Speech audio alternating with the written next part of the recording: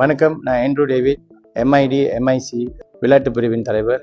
இன்றைக்கு பார்த்தீங்கன்னா சந்திப்பு கூட்டம் வரக்கூடிய கஜோனான் சிலம்பம் கபங்சான் இது வரக்கூடிய 13ஆம் தேதியிலேருந்து 15ஆம் தேதி பயபசா கிடா கருமாரியம்மன் டெம்பிள் ஹாலில் நடக்க போகுது. இது அதிகாரப்பூர்வமாக தெரிந்து வைக்கிறதுக்கு தான் Sri Dato Sri S A Vigneswaran மாய்காவின் தேசிய தலைவர் இதை அதிகாரப்பூர்வமாக தெரிந்து வைக்க வராங்க. இந்த போட்டியில் 12 மாநிலம் இதில் பங்களிக்கிறாங்க.